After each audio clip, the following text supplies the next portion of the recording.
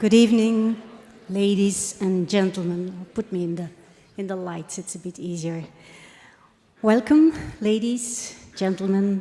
I can see a lot of people have been coming to this nice theater. That's nice.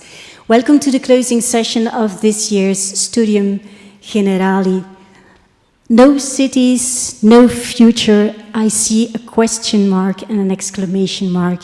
And I can see lots of question marks in the room too, and I hope this means you will be putting lots of questions to our speakers later this evening. But to inspire the debate, we need, of course, listen to them first. We have some renowned speakers, people from the field, and I'd like to call them sustainable thinkers and doers.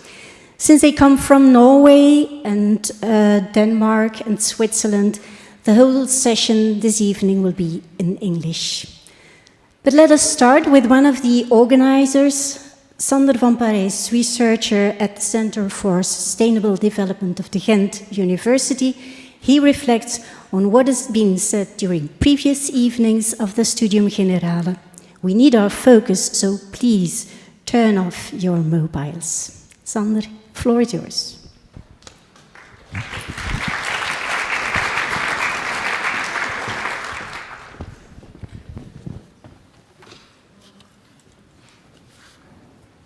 Good evening, all of you. It's great to see you in such great numbers.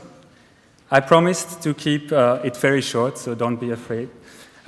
Just like you, I cannot wait to hear the presentations of our two distinguished guest keynote speakers tonight. However, we at CDO, the Center for Sustainable Development, we would like to put your patience a bit further to the test in order to give you a brief overview and reflection on what we have been discussing during the previous sessions. So we tried to show different perspectives, side by side, and aimed at giving different kinds of knowledge a stage. From academia to practice, from business to grassroots, and so on. Now, of course, when one looks back, the obvious question rises. First, how can we bring these different pieces together in one solid statement? Second, how to do this in a few minutes. I would say it's a mission impossible. However, I will try. But accept that we did not find the magic trick, nor the bulletproof solution. Yet, we heard a lot of ideas. We were challenged by old and new arguments, and we got introduced to some, admittedly, niche practices, but that all deserved a place in a sustained debate. So let me try to bring some of them on and present you with a few cautious reflections we made. First, is this the momentum of change? One can wonder. Throughout the whole Studium Generale, we have been told that business as usual can no longer hold if we want to avoid a doomsday scenario. This became already clear after the first session, where we wanted to sketch out the current state of our cities. The analysis presented by our first guest concluded all in the same direction. No matter the field of expertise, whether it was spatial planning, social geography, or urban ecology, each one of them concluded that the way we are doing things right now, the way we build our cities, how we move in our cities, the urban or in some minds rural way of living we want to strive for, or how we organize our urban societies, all this will be impossible to hold on to in the future, it was said. We were said that it will only lead to but more spatial fragmentation and sprawl, that it will lead to more social polarization within the city itself and between the city and its hinterland, or that it will lead to an increased loss of biodiversity and will encourage further climate change. The message our speakers prompted was clear. The enormous challenges were indicated. Job well done, one might say. Ready for the debate. If not a large part of the audience, not just left only with a sense of urgency, but also with a growing sense of pessimism. Maybe the job was too well done.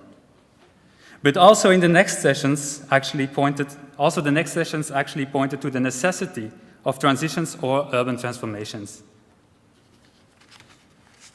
During these sessions, we wanted to unravel some more specific ideas on possible sustainable futures, But we also wanted to sort out the possible frictions between these and other aspects of sustainability. And this leads me to the second reflection. We've actually hardly seen any structural solutions. Or they state, quite meta, like rethinking a new economic model. However, we got, admittedly, introduced to some interesting niches. But so, at the one hand, we faced the difficulty to go beyond the general, and by now well-known analysis presented during the first session, anti-urban mentality, principle of spatial consumption, the growing gap between rich and poor, the exhaustibility of fossil fuels and resources, and so on and so on. But we also faced the difficulty to surpass the very small scale of good ecological or social practices. Maybe it was because of the way we have set up the program, but those who hope to return home with some feasible structural solutions were left empty-handed. However, don't misunderstand. Firstly, optimism was definitely present, but stayed within its niches like urban farming, community land trust, LEDs, carpooling, and so on. Secondly, we got triggered by the interesting attempts to assemble the first bricks for a social ecological economy, whereby both components, mind the hyphen between the social and the ecological, are to a substantial extent entangled with each other. In this regard, through all sessions, two topics came repeatedly back. One is the idea on urban circular economies, and the other one is the topic of the precarious situation of our housing stock. Let's start with the first example, thinking in circular economies. The idea was presented as an alternative for the linear, we take, we make, we dispose industrial processes, and the lifestyles that feed on them. The concept of circular economies is not only focusing on the design aspects of an urban economy that works under the waste is food principle, but also includes the possible social benefits of alternative means of exchange, like sharing, like leasing and swapping things between each other. And in this model, citizens are no longer seen as simple customers, but can also take part in the process as a shareholder. It was told to us that new jobs could be created for semi- and unskilled workers. Services could be provided for benefits on different city scales. Like, for instance, we saw the example of common laundry rooms in multi-dwelling housing blocks. We saw another example of a library for tools, where one can borrow that specific hammer or drill on the neighborhood level, or a reuse store or a car share system on the city level. Both regarding this example of the circular economies, as on the housing topic, two rather umbrella solutions got on the radar, closing chains and thinking in collectives. Let's stay to this last one, thinking in collectives. Thinking in collective needs and answers, especially in its pragmatic, practical understanding, we must say, came definitely to the fore. However, some stressed that to see herein the seeds of possible communal urban harmony is straightforwardly naive or blindness. Living apart together, they stressed, is not only an opportunity, but also a real challenge for every city. And this brings us to the following reflection. And this one is about the tension between social and ecological concerns and solutions. As Thomas pointed out in the first session, sustainability is not just ecological, nor simply social or economic. It requires a holistic, balanced, and negotiated perspective in which no single claims of truth can stand. This I will try to illustrate with the next frequently visited topic on this Studium Generale, housing. Housing came back through different problem formulations, whether it was framed as a cause or a solution for global heating, or emphasized as part of the critical circumstances of life for the less fortunate in the city. Also here the message was a clear, unison call for urgent action. As pointed out by some speakers, innovative new developments are not enough to tackle the challenge. Also the old ramshackle, or to call a spade, crappy, housing stock should rapidly be reconverted. However, here the tension between ecological and social standards comes to a boiling point. It became clear that when the ambition is to move our cities toward a more just future, Not any ecological intervention is simply neutral. It also has its social consequences, and that also obviously counts the other way around. For example, top housing projects in the energy field, not to mention solar panel policies, do not necessarily enclose social needs. These examples, lastly, I would say, demonstrate the need for a sustained debate, the need to talk over things in open and uncomplicated ways. Dirk Holemans prompted that people make the city. I think this phrase will be repeated by Christian today. I would like to add that also the way we do talk or decide to not talk about the city, this public script, also shapes the way our cities develop in the future and what is seen as urgent or not. Therefore, we at CDO, and I think I can also speak for the other partners, we are very pleased with the many attempts of the speakers to in fact attack sacred cows and to question certain taboos from all kinds of directions on the sustainable city. Like, for example, the norm of the social mix, the belief in single technological solutions, the aims at social cohesion, the principle of fiscal autonomy, whereby municipalities at the fringe of the city can free ride its benefits with little or no regional solidarity, or the regulation of the free housing market, or the persistent idea that business necessarily rules out solidarity or ecology. I can keep on giving critical examples that have been reviewed in these 4 sessions, but I think by now it is clear that things are not settled yet.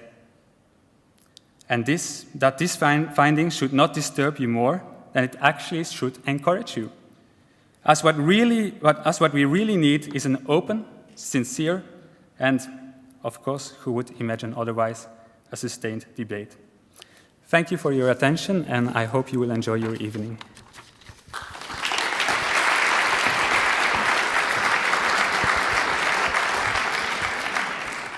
Thank you, Sander van Parijs.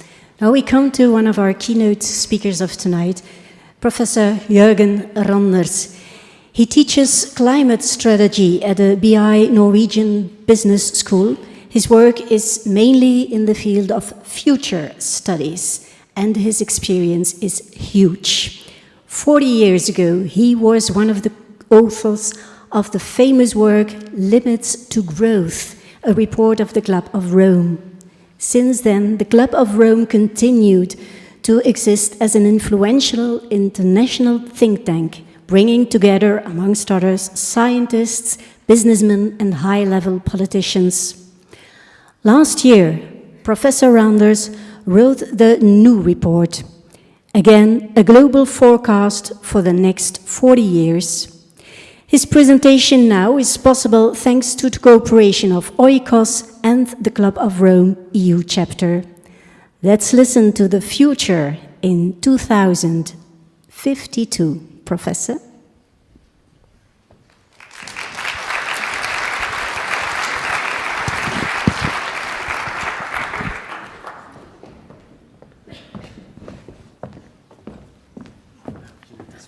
Lovely.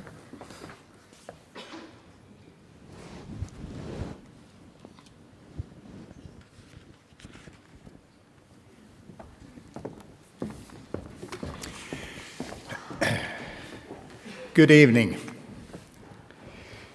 I have spent the last 40 years trying to work for sustainable development, and I am currently a depressed old man. The simple fact is that in spite of all this effort, the world is less sustainable today than it was when I started this work 40 years ago. And that has had one consequence. Instead of recommending action, making pious wishes about what society ought to do, I have now moved into making forecasts, predictions about what will actually happen over the next 40 years.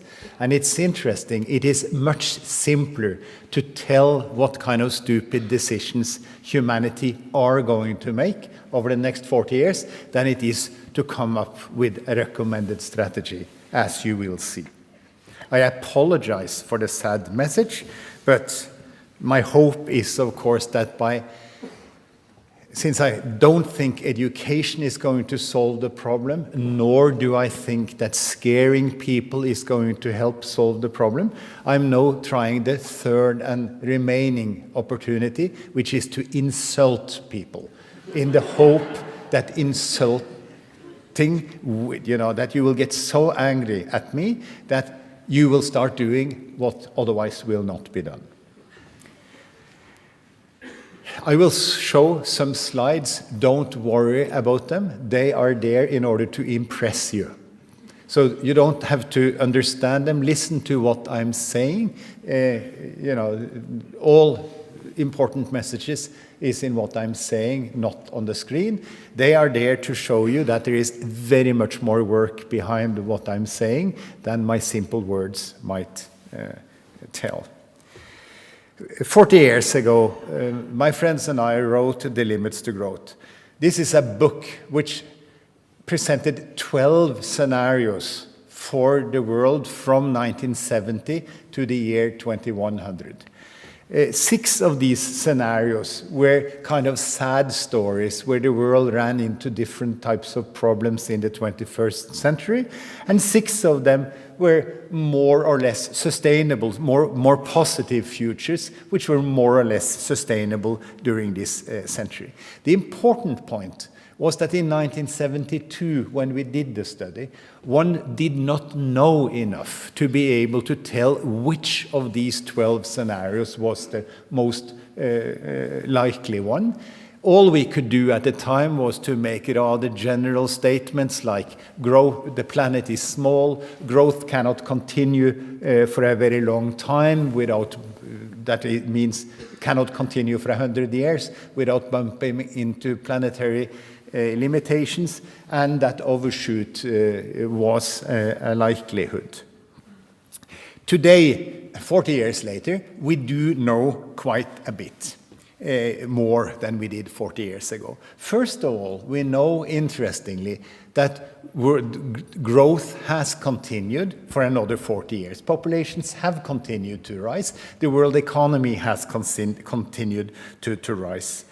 Secondly, we do also know that, interestingly, our institutions of global governance, which is largely democracy and capitalism, has actually allowed the total system to expand beyond the sustainable carrying capacity of planet Earth.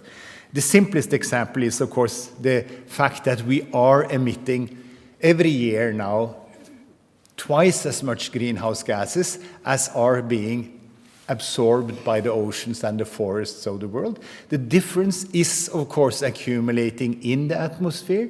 The concentration of CO2 is going up, as is the temperature, and this is, of course, going to continue until we stop putting all this CO2 into the atmosphere. And the third thing we know after 40 years is that resources have not run out, at least not yet. We also know enough today, in my mind, as I have said, to make a prediction for what will happen over the next 40 years. I don't think we can make a prediction for 130 years because the uncertainty is too big, but the momentum of the global system is so heavy that on a 40-year horizon, it is actually now quite difficult to get anything to change, and consequently, it is possible to predict what will happen. And this is what I have done in my book, which is called 2052. It was written in 2012 in commemoration of the 40-year anniversary of the Limits to Growth, and it looked 40 years ahead, and it has appeared in a number of languages. The important thing is the book website, www.2052.info. There, the tens of thousands of numbers and historical data and equations and spreadsheets is all available for free, and it's even set up in such a manner that you can make your own forecast for the next 40 years. You may try to do so, but remember that my forecast is better than yours. Because mine is good, and it is the correct one. I make my forecast by splitting the world in 5 regions: the United States, China, the rest of the industrial world, the 14 largest emerging economies, these are the 14 countries with more than 100 million people: Brazil, Russia, India, South Africa, Indonesia, etc. And then it's the rest of the world, which are the 140 remaining countries.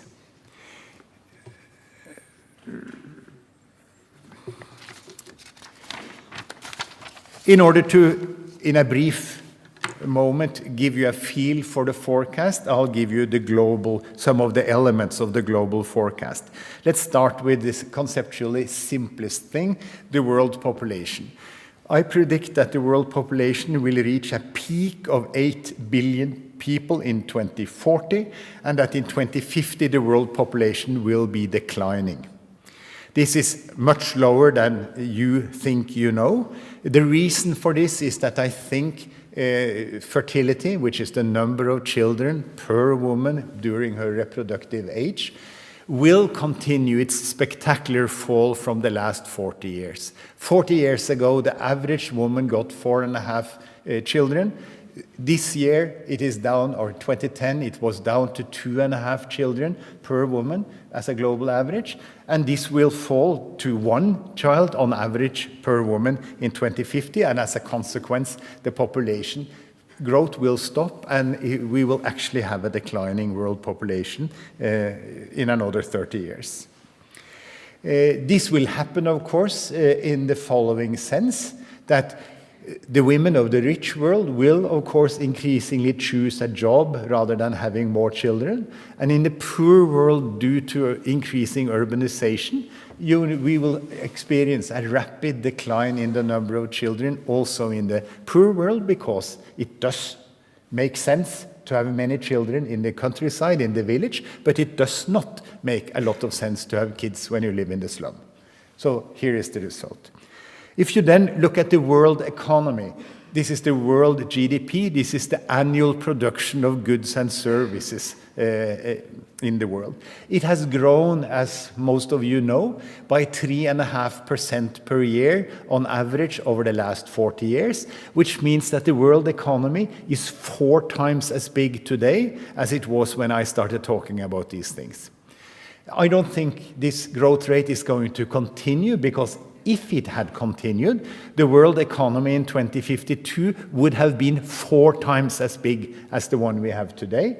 I don't think it will be. It will only be roughly twice as big as it is today. The reason is that the labor force, the green line, will of course peak when the population peaks, and the productivity, the output, the production per person per year, the growth in productivity, which has been spectacular over the last couple of 100 years, will start to taper off. Why will this happen? And it is primarily in the rich world. What we have done over the last 200 years is to move most of the labor force from agriculture into manufacturing. Then we added capital and could release the people to move into simple office work, where we added computers, and we're able to move the people into services, and then we move them into entertainment, into healthcare, into old care, etc. And we, in the mature economies, we now have most of the people in the foggy, soggy, soft, irritating, impossible type of work with other people out here, which is very difficult to increase productivity, whereas it was, of course, very simple to increase productivity by introducing tractors in agriculture, etc. So the sum total of this, labor force going down, productivity growth slowing down, means that the global economy will be much smaller in 2052 than most people think. The sad news is that less GDP means more poverty. The good news is, of course, that if you have an economy which is 1/2 the size of what most people think, the demand for resources and energy and food and water will be 1/2 as big as it would otherwise have been, which means that we will not run into resource crisis, energy crisis, lithium crisis, and all the types of crises that most people think we will run into. So, good news and bad news. The third concept which you should try to get from this talk is the fact that society over the next 40 years is going to meet a large number of well-known problems of depletion, pollution, climate change, climate damage, unsustainable inequity in society, which will have to be handled. However, and this basically means that we will have to use some of our labor and some of our capital to solve problems, to repair things, rather than using it for producing consumer goods. So an increasing fraction of the economic activity will be building higher dikes around your country, basically, in order to keep the sea level out, or to make it even more vulgar, so that you remember. The United States of America, I am educated in the United States. I've lived in the United States for many years. I like the country, but I don't think they're going to act in a reasonable way over the next 40 years. And so I don't think that the United States is ever going to spend a lot of capital on reducing greenhouse gases ahead of time. And as a consequence, you will get more Catarinas, more hurricanes, more superstorms hitting the United States. And then, of course, once the damage has occurred, yes, then one will spend the money repairing the damage. And that's, of course, using capital and labor to repair climate damage. So I think, basically in this slide, that instead of acting rationally ex ante ahead of the problem to mitigate the problem, we will try to save the money, but then be forced to spend the money after damage hits. And that is what is going on here. Basically, an increasing share of the world GDP will have to be in repair and adaptation, and as a consequence, consumption goods and services, which is what is left, will stagnate already in another 30 years, basically meaning that consumption growth will stop, within the lifetime of yourself. And this is not because of the green movement finally convincing people that growth in consumption is bad. This is because the economists won't be capable of handling, achieving sufficient economic growth to counter the increased need for repair of climate damage. Once I know what is the world GDP, it is simple to calculate how much energy we're going to use, because we do know that over the last 40 years, the energy use per unit of GDP, the green line, has been coming down very impressively. This is a 1% a year, roughly. This is all the work that has gone into increased energy efficiency over the last 40 years. I think this is going to continue, and since the world GDP is starting to stagnate, you see that how the world energy use is actually going to reach a peak already in 2040, and then the annual use of fossil fuels and renewables will actually be going down over time. And once I know the world energy use, this is some more details. So you can look at the different energy sources and see what will be the composition over time. The important part of that picture is basically you see the fossil fuels gradually being squeezed out as we get closer to 2050. This is not because there is enough oil, coal, and gas in the ground, but it is because renewable energy, the yellow line, gradually squeezes out. So this is the wind and the sun and the hydro and the biomass, which is gradually coming in and then squeezing out the oil, coal, and gas. If contrary to expectation, there is someone here who believes that there is not enough fossil fuels in the world to run the world, I can tell you that the accumulated use of coal, oil, and gas in this forecast up to 2040 is only 1/2 of all the reserves that are already booked in the energy companies of the world. So my country, which is currently spending 20 billion euros a year in order to look for more oil and gas in the Arctic, are of course totally crazy, in the sense that we already know we have booked reserves in the energy companies of the world, which is twice as big as the oil and gas that we're going to use over the next 40 years. So this is a total waste of time, the way I see it. Once we know the energy picture, we can calculate how much CO2 we're going to emit. And whereas the negotiators in the Durban and all the other places are aiming for cutting greenhouse gases by 50 to 80% in 2050 in order to keep the world temperature under plus 2 degrees centigrade, you see that my forecast is that we will cut zero.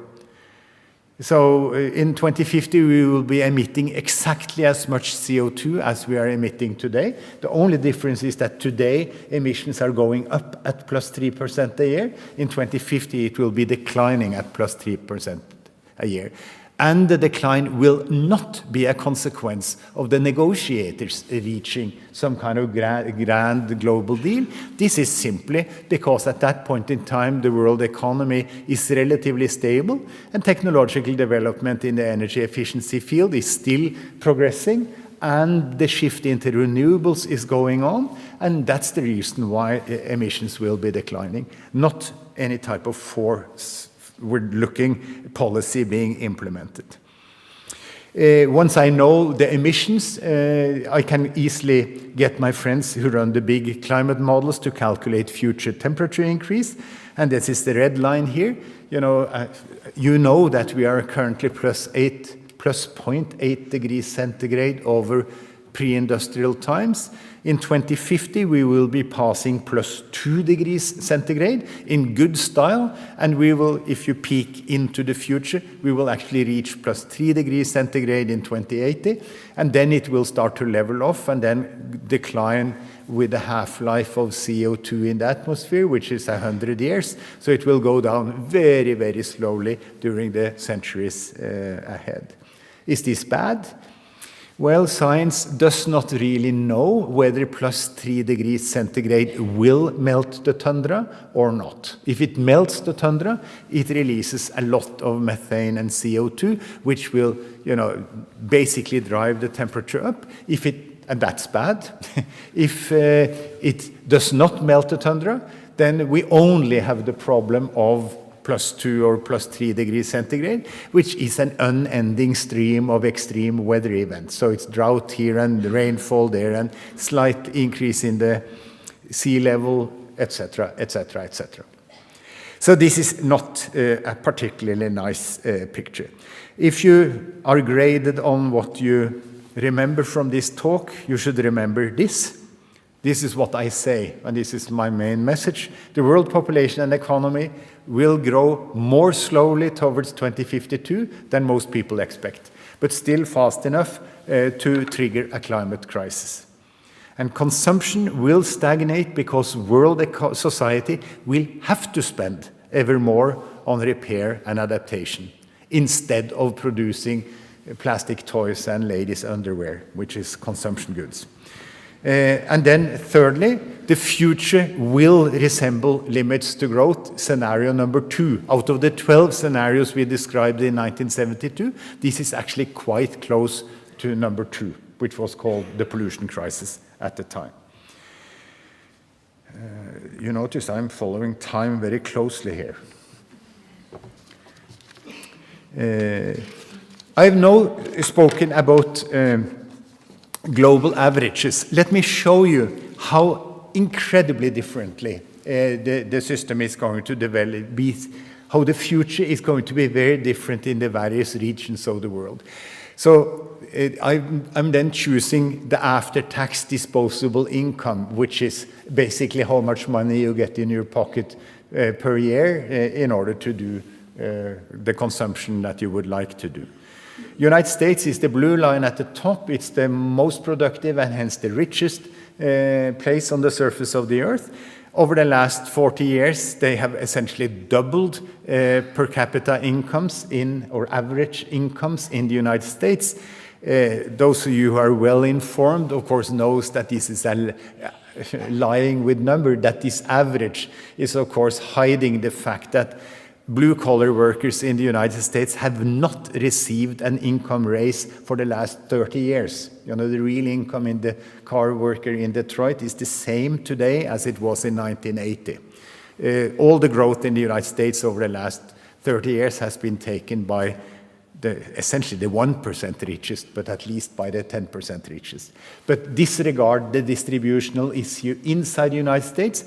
What I think is that the average is going to decline over the next 40 years by of the order of 15%. Why? First of all, because the US is the most mature economy, so they have the biggest problem in trying to increase productivity with people who are largely working in the soft sectors. Secondly, they have a huge debt to the Chinese, so they need to restructure the economy in some way or the other so that they can produce something that the Chinese wants.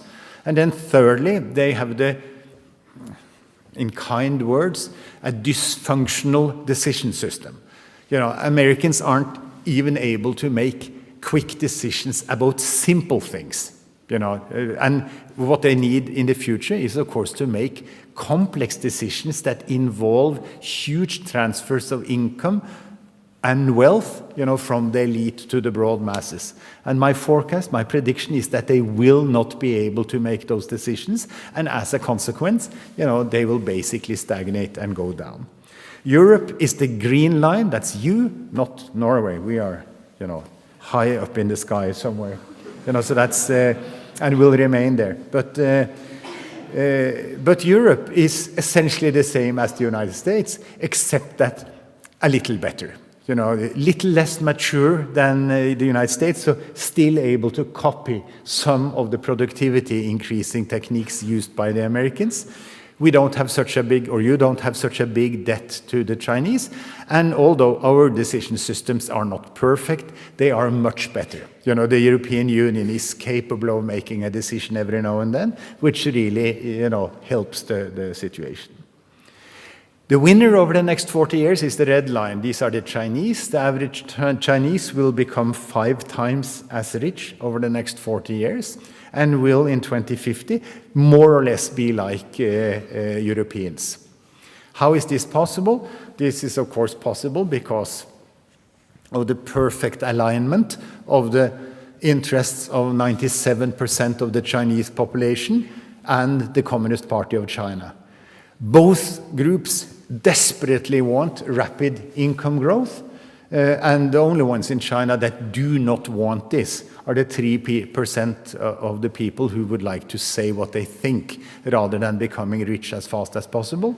And my belief is that the 97% is easily going to be able to control that tiny minority who is interested in talking rather than getting rich. You should remember that China is an old and the most materialistic society that exists on the surface of the earth. So this is not a communist party forcing something onto an unwilling population. This is a willing population finally putting their shoulders and talent together in order to create heaven on earth for Chinese inside China.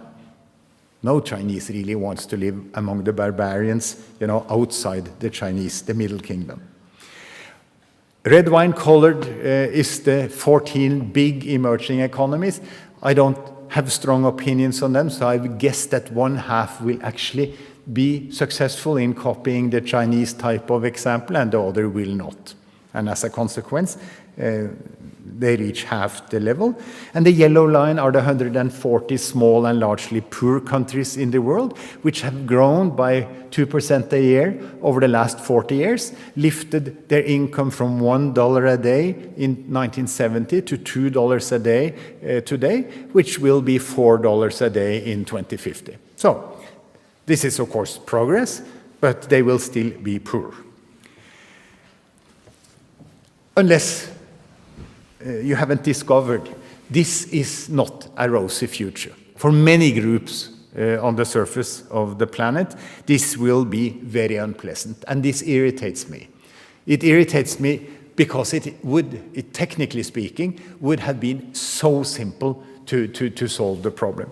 All it takes to solve the climate problem is to take 2% of the labor and capital of the world and move it from dirty sectors to clean sectors. So instead of having manpower and machines making fossil cars, the same manpower and machines should make electric cars. Instead of building coal-fired utilities, one should be building windmills and solar panels. Instead of digging down gas pipeline, one should be hanging copper wire in order to distribute the electricity from windmills and solar panels.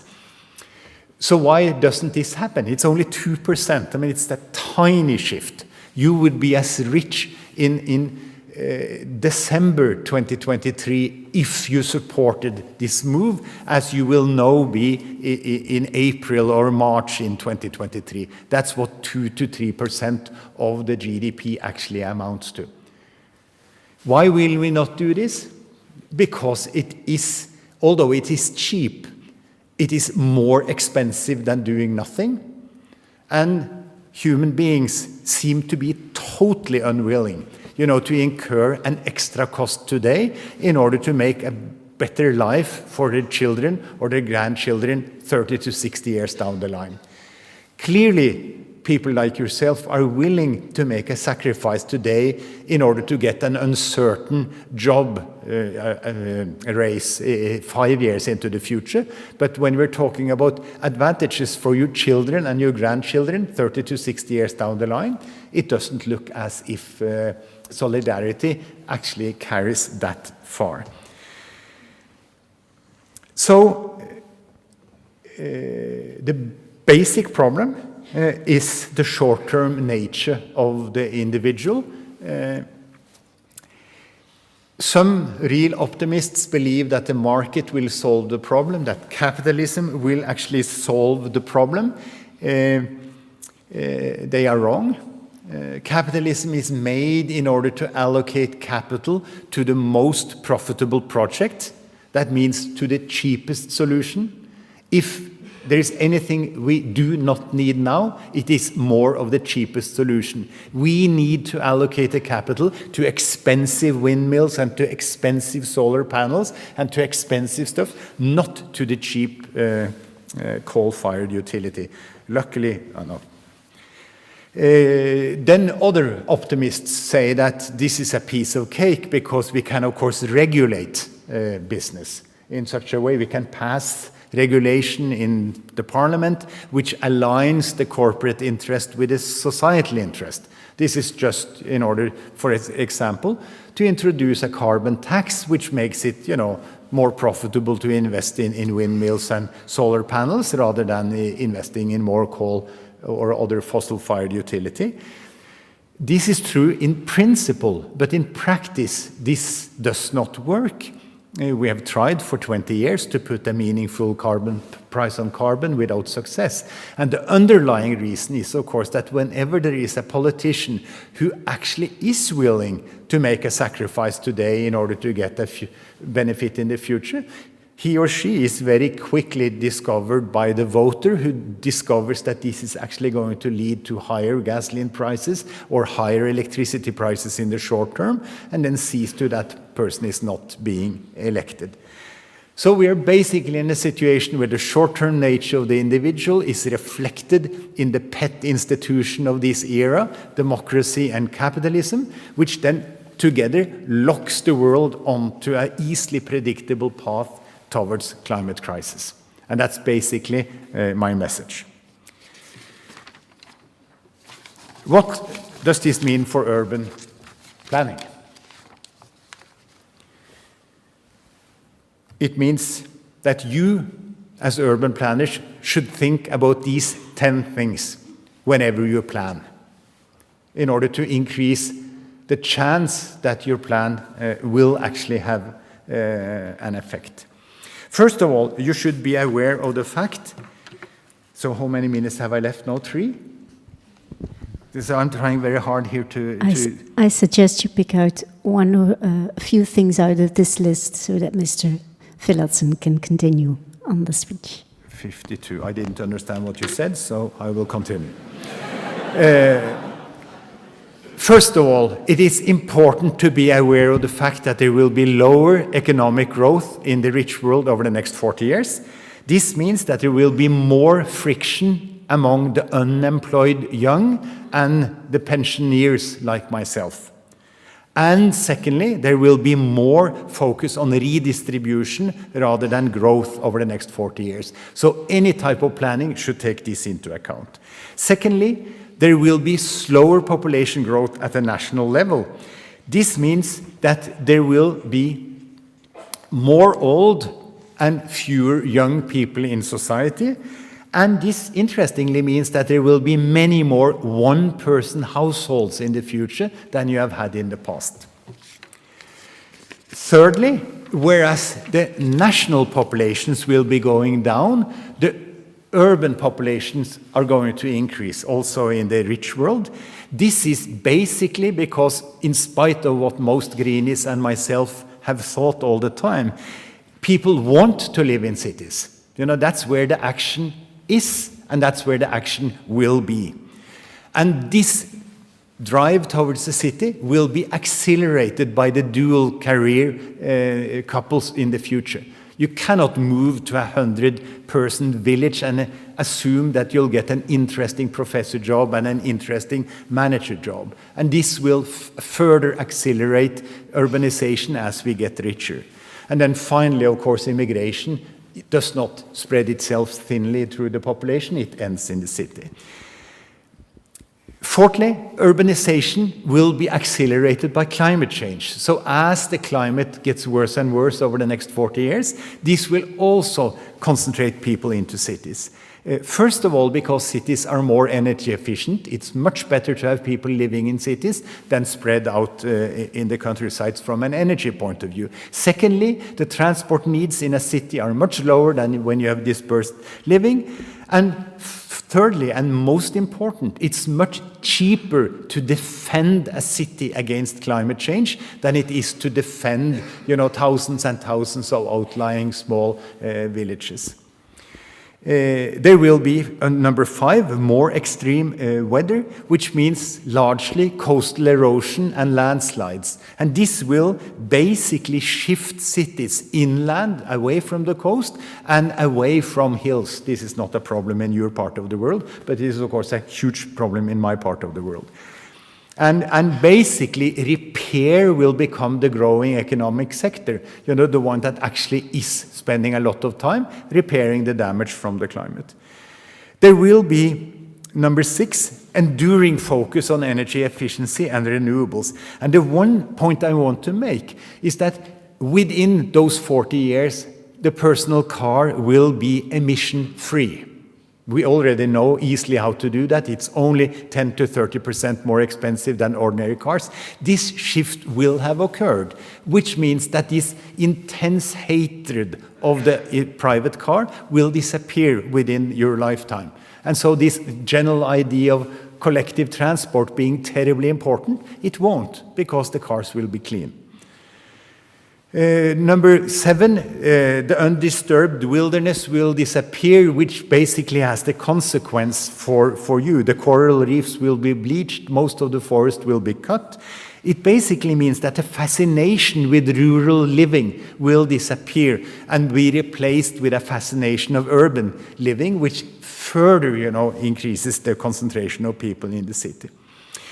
Fewer attractive tourist destinations, because most natural treasures will be destroyed by climate, and the cultural treasures will be destroyed by a couple of 100 million new middle-class people, descending from the east, onto Florence or wherever. So you will never even get to see the pictures because of the long line.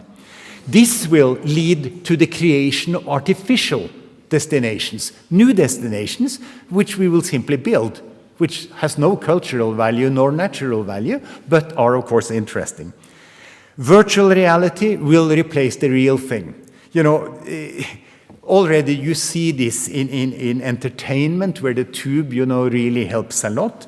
The communication, where the video meeting is already there. In work, in education, social interaction. Most people seem to believe that Facebook is going to disappear. What it is actually doing, it's replacing physical interaction between people with virtual interaction. And of course, the digital capacity will evolve tremendously over the next 40 years.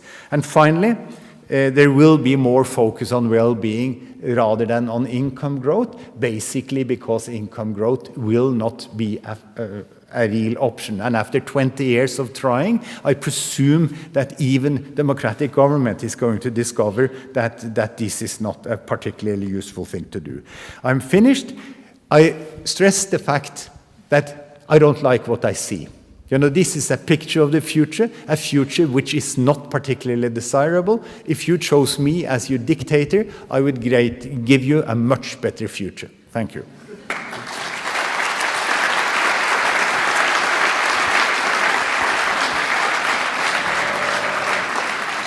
Thank you, Mr. Randers, for leading us in less than 52 minutes in the year 2052. No. Thank you so much. Our next speaker is Christian Villatsen. He's architect associate of Gale Architects, a renowned bureau in Copenhagen, working all over the world on urban design projects. And Mr. Villatsen himself works, for instance, in China. His focus is on the relationship between the built environment and people's quality of life. So we'll hear a totally different story now on sustainable cities. People are the key.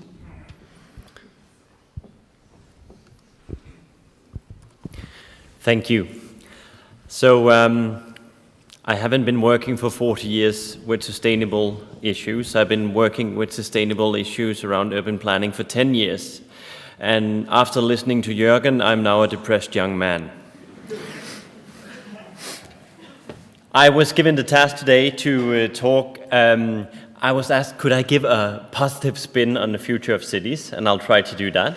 However, I might share some of the worries that Jurgen have shown us today, but I still think, maybe being young and naive, that we need to do stuff. And I, as you know, called the lecture People Are the Key, and I added a second title that maybe we need to look at notch city design. I guess you know notch design being designers yourself, and if we can bring that to a city scale, we might be able to change a little bit of what we do. Our office works with, as you heard, life and form and the relation between that. We have also given out some books and they have been translated to languages. More importantly, we do consider that you should think about life first and then space and last buildings. The reason why we have this kind of dumb, simple mythology is that everywhere in the world we do the opposite. We build buildings, we look at the spaces and we hope life works. That is very rarely the case. The other thing, of course, is that we also, and this is, I guess, almost a Norwegian model of sustainability, we look at the social, the environmental, and the economical aspects of sustainability, but we do focus on city life. And we already heard a lot today about urbanization rates, and we think it makes a lot of sense, and it seems to do even with the fantastic graphs we just saw. There's a point I would like to make, and I think that is actually where I get a little bit pessimistic, because there's a lot of debate about sustainability today, and there's a lot of debate about sustainability when it comes to city planning as well. And a lot of what we have today, which are the unsustainable cities, cities that have been built within the last 50, 60 years. My greatest concern today is that everywhere in the world, we are still organized the exact same way that we were 50, 60 years ago.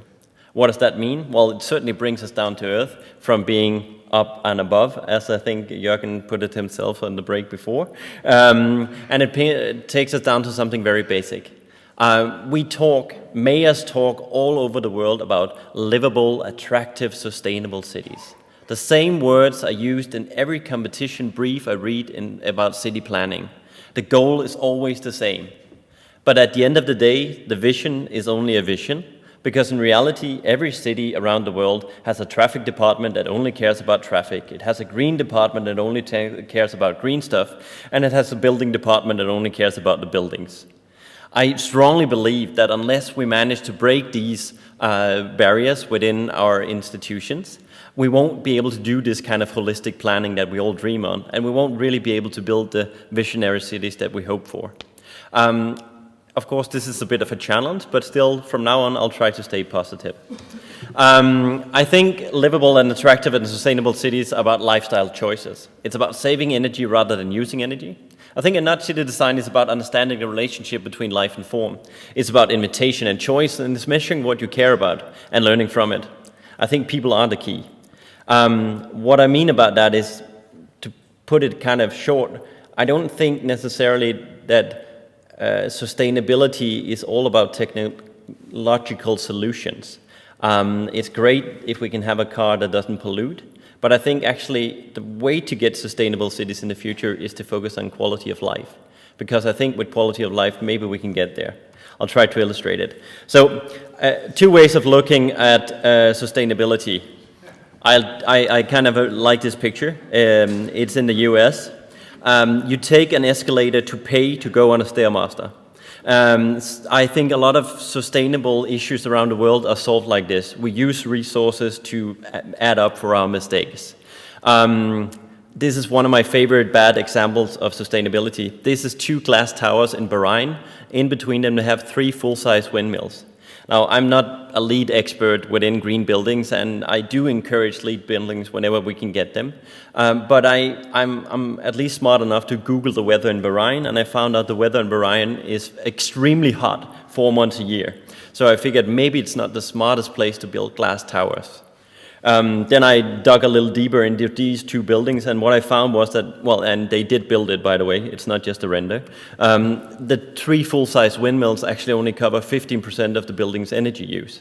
I think sometimes we deal with sustainability in this way. We try to fix problems that we have created ourselves within our planning and in the way we use cities, and we try to add technology to add up. And what I would like to sell today was the idea that maybe we could simply just save resources by being smart and nudge ourselves to do different decisions and have choices in the cities that we build. To do that, we have to understand this relation between life and form. We have to understand people. And I before you guys came, I was a little bit depressed because I got stuck between this thing here. I got stuck between the microphone, and I can't really move around because I need to talk about people. But anyways, we're pretty much the same all over the world. I was in China last week, and they might be a little bit smaller, and if I at least go to Holland, I don't know about Belgium, you look pretty tall as well, so you might be a bit taller, but pretty much we experience the city at the same way. We like to be able to use our senses, and we like to actually go around, talk with each other, enjoy life. We're predators, and that means that we actually look straight ahead at the 72-degree angles. What that means is what we experience in the city is actually ground floor. Bear with me a little bit. What does that have to do with sustainability? Well, first of all, we spend a lot of energy building glass towers in Bahrain to create landmarks, while what actually creates quality of life on a daily basis is maybe the ground floors and what is right around us. So for me, maybe that's the everyday landmark that we need to create. Okay. 100 meters away, we can recognize human movement. We have to get all the way down to 20 meters to recognize facial expressions. If we want people to feel safe in the city, things like scale is extremely important. If we want people to use public transport and feel safe about it, this is important as well. And most importantly, then there's the 1 to 3 meters. And this is where the social distance is. And now I am gonna make the sound guy really upset, and I hope you can bear with me. Because what I'll do is I'll start moving around. And I'll start walking over here. And our dear moderator, she's looking a little bit more reddish now. And here I get a smile, because so much happened on the last 3 meters. This is the social distance, and I think this is where we actually make a difference, because this is where we make choices. I think it's the same 3 meters where buildings mean landscape, where we experience the city, and I think why visions all over the world don't end up in attractive, livable cities at all times is that we forget that the real difference is made in the last 3 meters, because that's where we understand it with our human body. Of course, microclimate are different around the world, and we have to think about that if we want people to move in a sustainable way in the city. Just to illustrate it, the first picture over here talking about microclimate, that's Beijing, the forbidden city in Beijing. It's December. I don't know if any of you have been to Beijing in December. It's shit cold. And the good thing about this space is everybody can walk in the sun. Now, I don't know if you've gone to Beijing in the summertime, but it's really, really hot. The great thing about this space is all people have to do to feel comfortable is this. And then they're walking in the shadow. The picture in the middle just shows BOA 1. You actually had an opening shot today's lecture also for BOA 1. They've been very good about talking about tactility and details. And the last picture is one of our own projects in Brighton, England. Just shows 2 benches placed 3 meters aside. Now this is the opening day. There's a lot of people here. Normally there's 1 people on one bench and 1 people on another bench, and they don't talk to each other. I don't know how it is in Belgium, but in Scandinavia and England, we're a bit shy. We don't really talk to each other, but we really do want to. So the great thing about these benches is they're close enough that if something were to happen and we actually had an excuse to talk to each other, all you have to do is turn around and you are just those magical 3 meters apart and you can start having a conversation and enjoy life. Okay, I'm going to talk tonight about 3 scales: a European scale, maybe a more New World scale, and maybe a developing or global perspective. I'm going to talk about 3 cities that I think have actually done what I set out would be a way to look at sustainability. They have looked at people as a key, and they have started to measure what they care about. And by measuring what I care about, I want to address something that we do in the office. We quantify people in cities, and we link it to quality. It sounds incredibly simple, and really it is, but you will be surprised how many cities have no data on people whatsoever and have no observation about how people use their cities. Just last week, I was in Shanghai. I was invited by an expert panel that were doing a non-motorized mobility, a white book for all of Shanghai. They had never discussed the quality of the street. The only way they organized the different streets were by volume of cars. And these are the guys that were supposed to take care of pedestrians and bicycles and public transport in the future. None of them had counted cars or pedestrians or bicycles before. I thought that was extremely interesting. Okay, getting back to issue and looking at time and everything, we have plenty of time. So Copenhagen is just one example of what I would call a not true invitation. Copenhagen has a strong vision, like so many cities, but they actually set goals. They say we want to measure people, and we want to measure that people are satisfied with the urban life. We want to have more people walking. We want to have more people staying longer. And then they do pilots so they can measure and they can learn. Of course, that's not the entire story about Copenhagen. Copenhagen was quite lucky, and this is just for those urban planning nerds that are here. Copenhagen has the finger plan. You probably know it. It's probably the first version worldwide of the TOD. It dates back to the 1950s, which means that everything urban is built around fingers about public transport. What's great about that system is that, and again, inviting people to be sustainable, it's super simple to use these different modes of traffic. We have one ticket for all. If you arrive even on international trains to Copenhagen, your ticket cover all local modes of traffic. That might very well be the same case here in Ghent, but it certainly isn't everywhere in the world. It's very easy to get on board all these modes of transport. You can use your bicycle, which is great because, as we heard, cities are growing, which means distances, commutes are growing, and now you can actually bike from your home to the train and go continue to your work afterwards. You can bring your bike on the metro, and even there's a policy that even cabs have to be able to bring 2 bicycles if you get stuck out there with a flat tire, just making it convenient. Now, macro network like public transport only works if it's supported by a great micro network. And the city of Copenhagen has expanded a street network that prioritizes pedestrians and prioritizes bicycles for years. What they've done recently is they've actually, the first picture up here, is they made a strategy for the quality of each street, not just in the inner city, but for the greater region of Copenhagen. That doesn't mean they do everything today, but that means in the future, when they're upgrading those streets, when they're redoing the plumbing for any other reason, digging the street up, they always upgrade it to the newest standards. Secondly, they have introduced a green route system for bicycles and pedestrians in the city. I'll talk just a little bit more about it. So going back a few years, what Copenhagen did and what Jan Gehl, the guy who puts the name to the office I work at, helped the city of Copenhagen was to start count these people. And one of the things they found out was that, well, this here is a typical Copenhagen situation. This was as late as 1980. This is Nyhavn. At the time, there was, and I think I counted as 40 happy car owners. Today, there's 8,000 happy people. Again, when you have the number, it's not so hard to do the math. Another thing the city of Copenhagen have done is prioritize pedestrians everywhere. So you pull sidewalks through, you give green lights to bicycles and buses at intersections 6 seconds before you get a green light for cars. What's great about that is that not only do you only have to have dedicated bus lines at intersection, but more importantly, when you sit on the bus or when you sit on your bicycle, you go for green, you look at the car and you go, wah, and you go first. Psychologically, that's extremely important. We now have green waves. That means that on the major arteria into the city centers, back in the 60s, green waves were invented for making cars go fast to the city center. So if you went the speed limit in your car, you would have a green wave into the city center. We now have that for bicycles. That means if you go in the morning, you have a green wave going into the city center, and in the afternoon, you have a green wave going out. Right now it's locked to 20 kilometers per hour, but they are doing a green wave 2.0 in the city of Copenhagen now that has sensors in the bike lane, so adapt to weather conditions and so on, and actually get the average speed on the bike lane. Cars have to wait for red lights. We keep prioritizing. This is Nørrebrogade, one of the main arterias into the city center. The city had counted pedestrians and bicycles by far outnumbered cars, so they decided to close the street for anything but public transport, bicycles and pedestrian. As a result, cars are still allowed in, but no true going car traffic.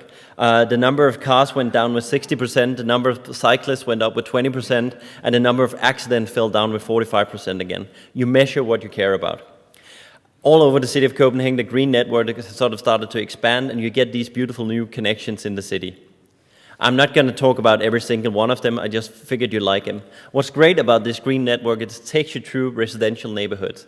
I heard last time you talked a lot about gentrification of neighborhoods in one of the debates that you had here. And what the city of Copenhagen have done is to start put focus on public spaces around the city. So for instance, this area here is a more deprived housing area. It's called Outer Nørrebro, or it used to be called Outer Nørrebro.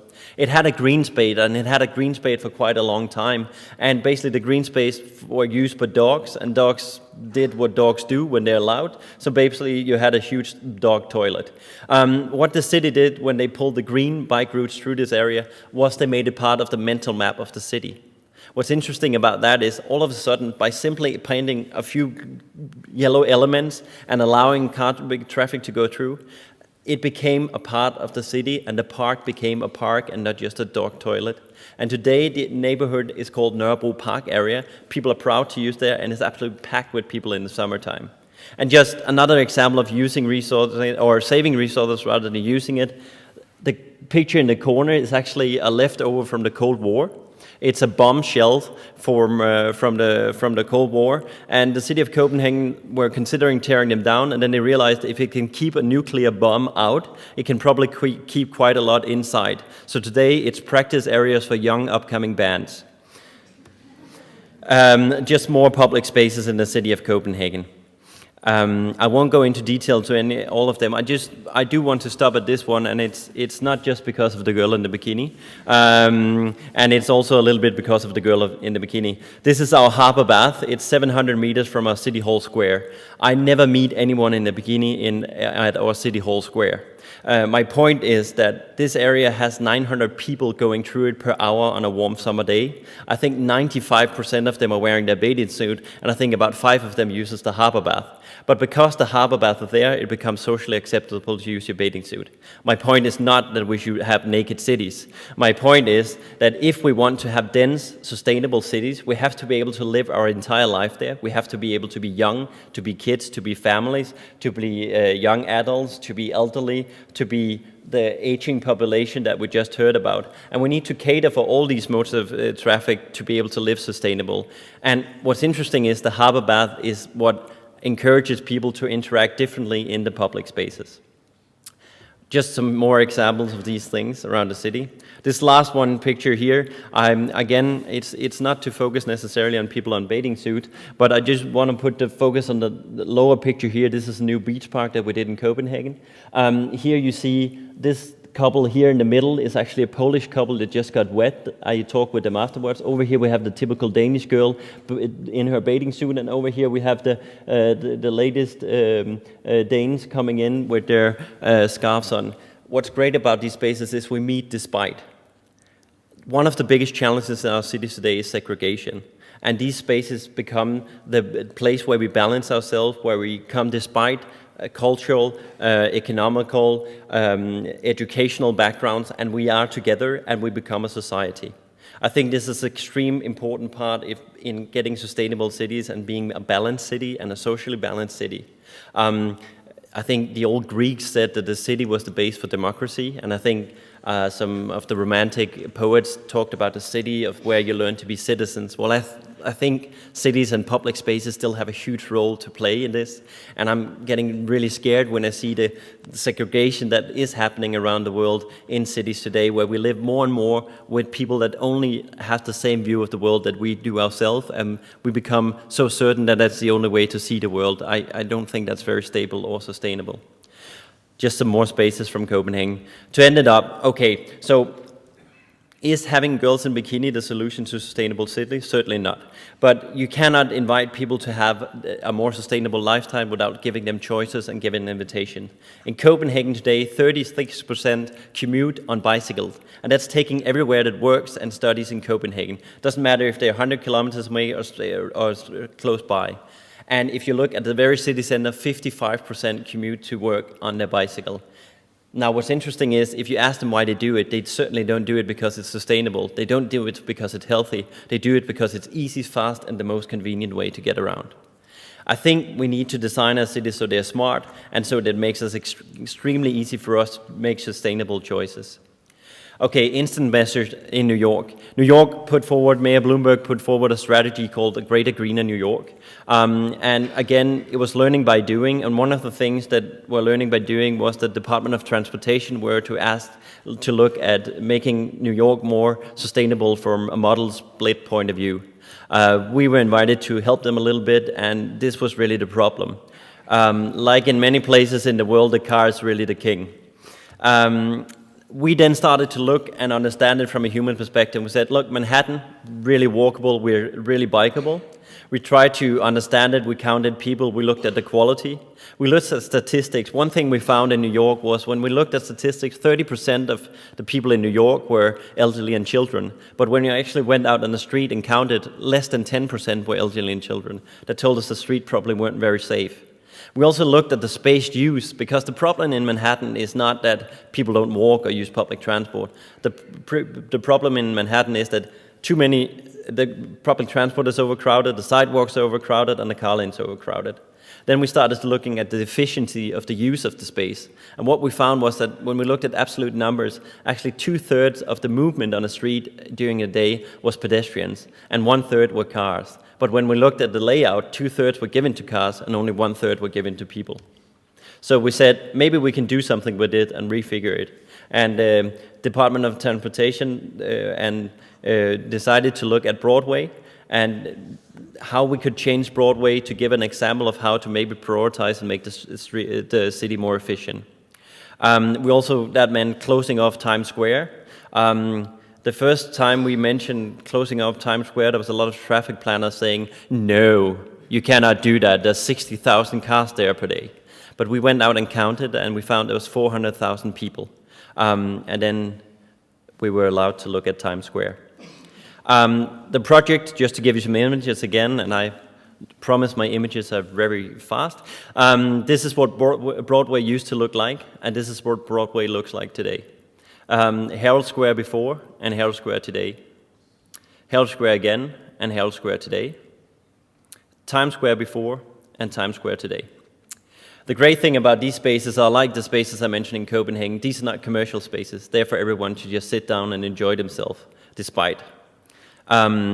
And we start to see new indicators that all these bike lanes and pedestrian lanes are actually working. And the great thing about doing this, because this was done as a very fast pilot project, is we can go instantly out and measure what we care about. So what we found was that actually by changing this, there was an 11% increase in pedestrian numbers in the project area. And we can measure that straight away.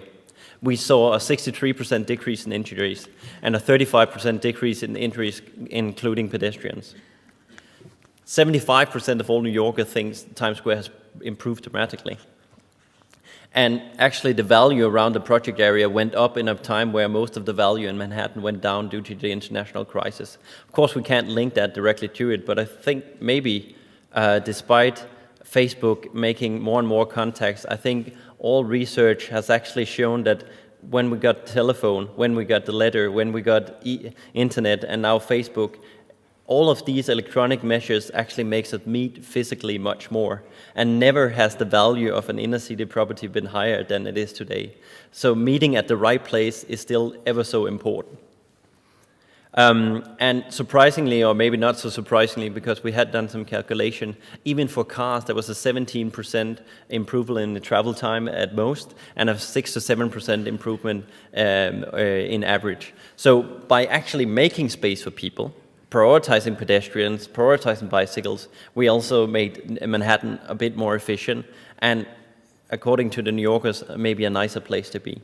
So again, maybe sustainability could be about quality of life.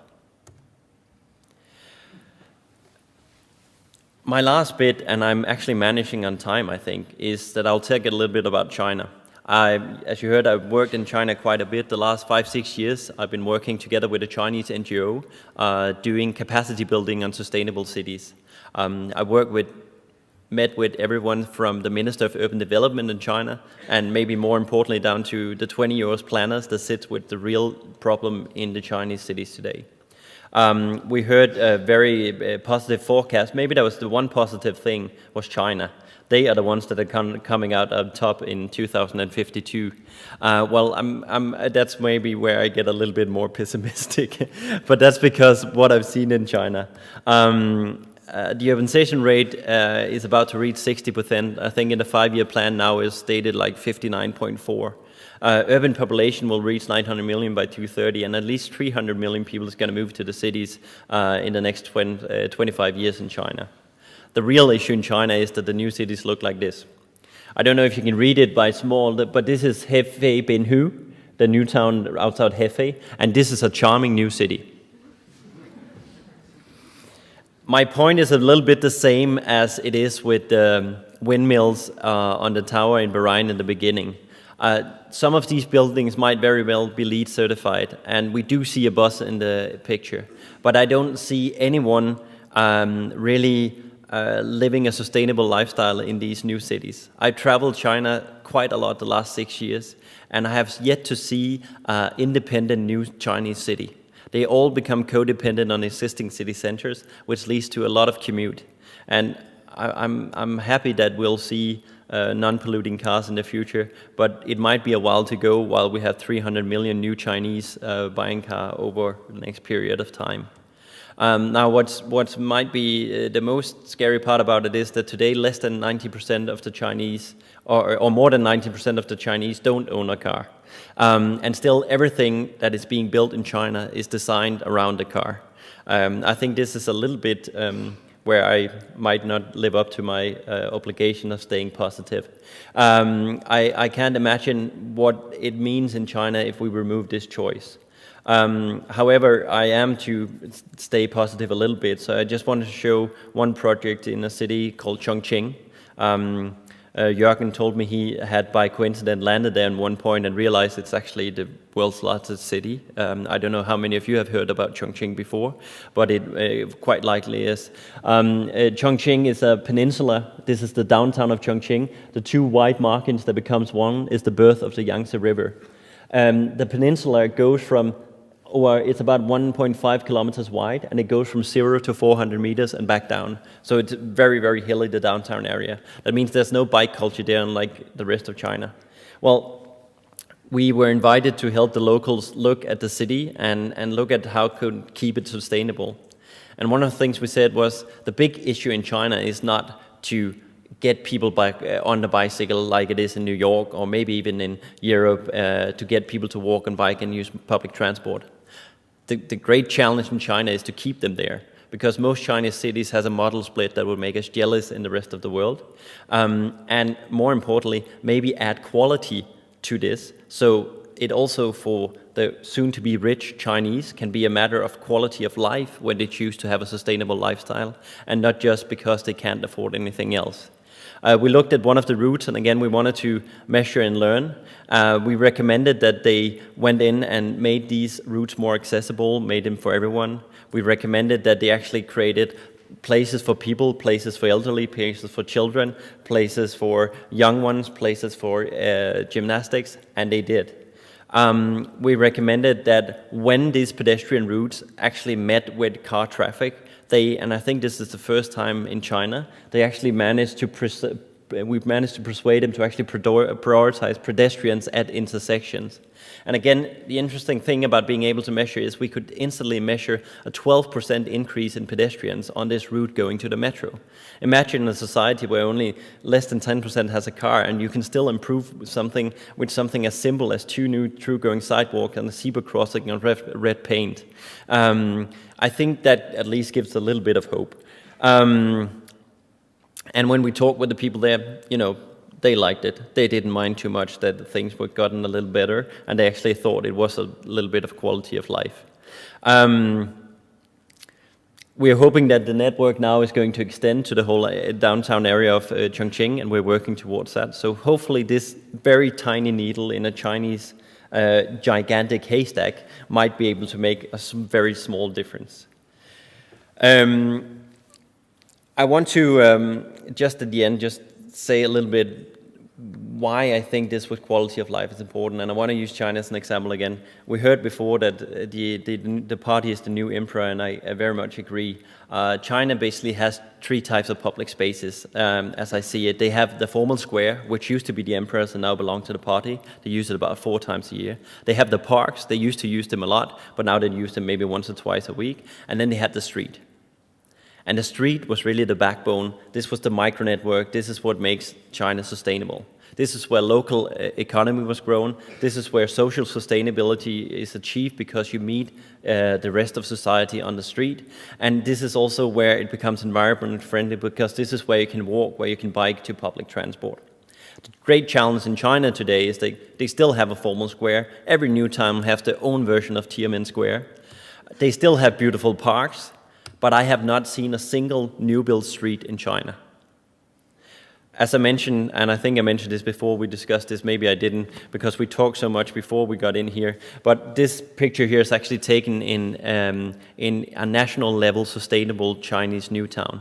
They had 3 types of road in this sustainable new town. Main roads were 150 meters wide, secondary roads were 120 meters wide, and this is a local road at only 90 meters. Of course, because the roads were built first and it was a sustainable project, they did put in a metro. And because there was no city there yet, but only roads, the most important point must be where 250 meter wide roads met. So this is where they put the metro station. Imagine coming out of that metro station, having 250 meters wide roads and feeling welcome to use public transport. I'm not sure it's very likely that you would feel that way.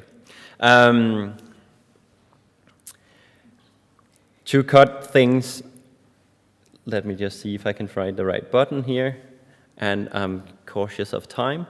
I will do this. Oh, shoot, I won't do that actually. Oh, I will do that, that's fine. Last minute change is always good. I think lifestyle choices has a lot to say. It might change the CO2 use, but there's a new Danish research that shows that if you build standard Danish housing next to public transport, you save 5 to 10 times the CO2 as if you build zero-emission housing on an empty field, simply because our choice of mobility means so much for our footprint. I think we can be smart about these things. Of course, it gets a little bit scary then when we do this. This is China. There's the bus stop, and over there's the city. Imagine when the last 90% owns a car, how many will actually still continue to take the bus? Here's a little bit better, that's in Scotland. There's the train station, over there's the new city. I don't know how many times you'll walk there before you start saving up for a car, not too many I think. And we know that 98% of everybody that use public transport arrive by foot and by bike. So we need to cater for people if we want to do sustainable choices. And here's the slide I actually wanted to end up with. I think sustainable cities are about quality of life and about invitation. I think if we get it right from the beginning, a city will grow on its own. If we get it wrong, we have to reinvest and reinvest and reinvest until we get it right. Now, the reinvestment part that we see below the index here is probably what we built in the 60s and 70s. The big challenge is that the whole developing economy, those guys that are going to sitting on the gold in the future, if I read your graph right, they are building the same mistakes that we have done, maybe at a new scale. So I think it is extremely important that we actually come up with a solution that invites us, nudges us to do the right thing, and or at least simply gives us a choice for the future. Because in the developing countries, having the choice is not really a given at the moment. Thank you. Thank you, Mr. Villatsen.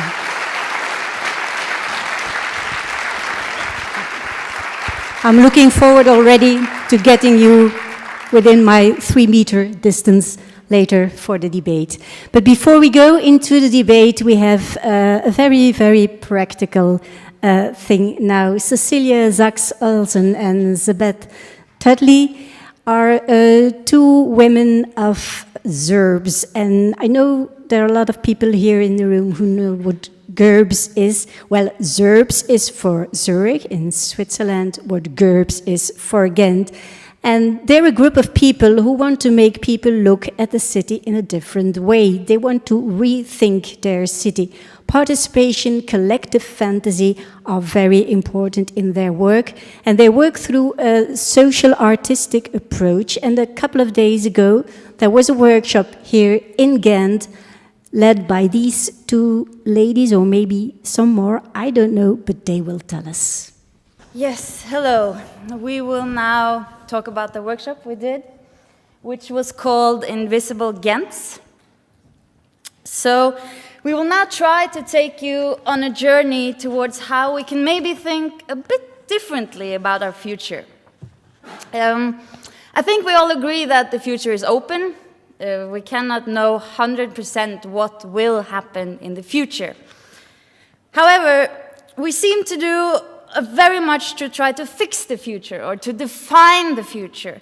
We want the future to present solutions to present problems, and we pose many prognoses and forecasts towards what the future might be like. However, all these forecasts seems to point to very few possible futures.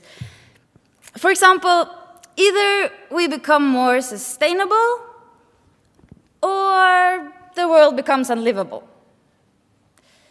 So what about all the different futures that lies between these 2 binary oppositions? Well, let's maybe try to keep the future open. What will happen then if we really try to keep it open? What will that mean? Well, first of all, maybe it may mean that we start looking for questions rather than searching for answers. Maybe it means that we look at the present not as a problem to be fixed, but maybe as an opportunity with abundant different possibilities. And maybe it implies that we acknowledge that there is not such a thing as one fixed reality, but there is a coexistence of many different and parallel realities. And for each of these realities, there are an exponential multiplication of several different futures.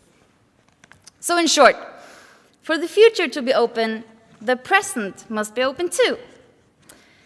And exactly this cuts very much to the core of our workshop and also on the book on which our workshop is based. And the book is Invisible Cities by Italo Calvino.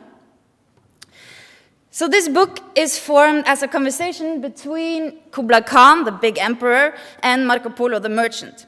So Marco Polo travels around in Kublai Khan's empire, and he comes back to Kublai Khan and he tells about all the wonderful cities he discovered. And he tells about 55 different cities and all the different things that happened there. But in the end, it turns out that all these different cities, they are in fact only one city, which is Venice, Marco Polo's hometown.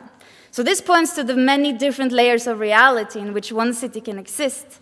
So in this sense, the book provides a framework as to how we might visualize our cities if our imagination is not limited by rational urban theory or for looking for one sublime urban reality, but if it acknowledges the many different layers in which our city may exist. So in this in mind, we invited several students in Ghent to come on a workshop in the neighborhood of Rabot. And we wanted them to go out and discover this neighborhood and collect and document all these different layers of reality, or many of the different realities which were there. And to do this, we posed a set of questions, and we also gave them some exercises which they could use as a source of discovery on their journey. So now we will present some of these questions that we posed and also some of the discoveries which were made. That will be the guide through this journey that the participants made. So, what if one reality of the city lies in its mirror image? Maybe in its reflections that produce a double reality, or in its repetitions that multiply the city's elements? Or what if certain places or elements reflect the city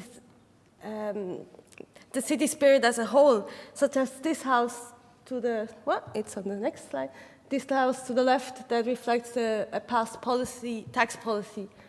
By closing windows, you save taxes for one room. Or also the middle one that reflects, or rather represents, the city's cleanliness or rules and regulations of being very clean.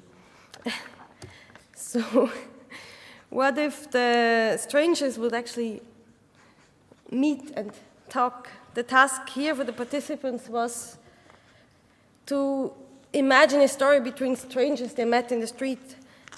One group actually took it further and asked, what do we have to do that strangers really meet in real? So they bought a bar of chocolate and they went to one guy in a Turkish cafe and they gave it to him saying, like, you have to give this to someone else. And then they went with him to another shop and he gave it to this woman, which he didn't know, and they started talking. And in the end, the group had some tea with these Turkish people and they talked a lot about Turkish culture and even had this resolution that Turkey is actually the future, just by the way.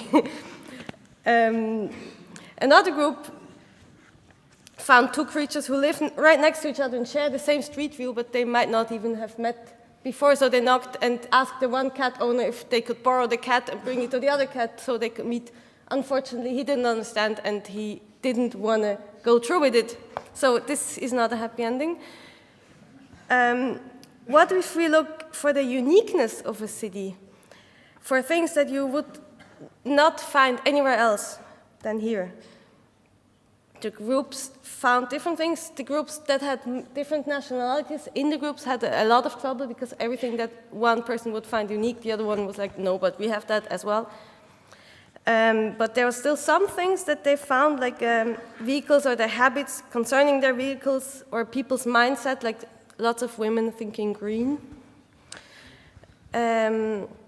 There's also a lot of uniqueness in smells, that the smell of death water apparently in Ghent is very specific because the water stands so still. Or even what is very nice, or very interesting, I don't know if it's nice, the smell of chicken in the church of Rabot. Other things, like just specific initiatives that only in one city appear, or specific situations like locks in the trees because bikes get stolen and locks remain there. Or even sounds, as for instance, the combination of the sound of a fire truck and a seagull, which is something that only happens in Ghent. I actually think that. So what if anything could be something else, while still consisting of the same parts? This exercise was to pick an object, a building, a spatial situation, and to, by imagination, to deconstruct it and to reconstruct it again, like with this place, an old gas factory, Tondelier, I think it's pronounced correct. They deconstructed it in its functional parts, and then they reconstructed it in this imaginative meadow of dreams. Or also here, two women were encouraged by the task to enter a bar, cross the border of a Turkish bar where they normally wouldn't feel welcome because it's a very male dominance. They went in and they actually sat down and they merged into the furniture, as they said, which is a nice expression, I think. And then by imagination, they turned around the dominant cultural codes, at least for themselves in this drawing. What if only through traces of the past you can find your way through the present? The task was to find a specific place that is connected to the textile past of the neighborhood. One group was taking the path of, made many detours, many encounters, and was lost several times, I guess, from this drawing. The other one took the straight way. They stepped outside, they asked the first woman they met, and she knew, and they arrived to the place because she could just tell, yeah, I remember, I know this story, and I can show you, I can tell you. What if we look at waste? Oh yeah, the waste.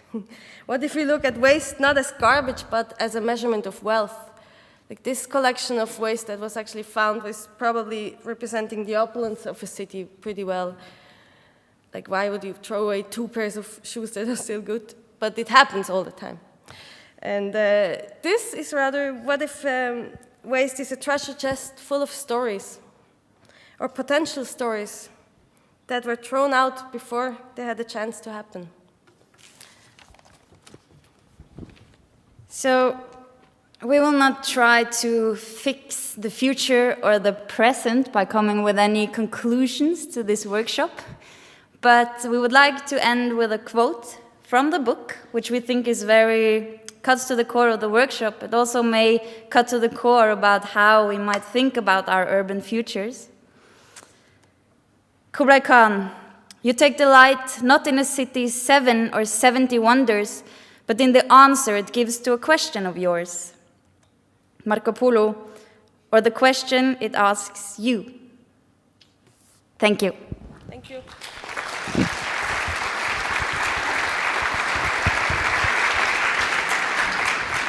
Thank you so much. Can I now invite our speaker, Mr. Randers and Mr. Philipson, to come and sit in the sofa. And you can have your questions ready. We will have 2 mics in the room, so they can switch around. I don't see the people who can run along with the mics. Please have a seat.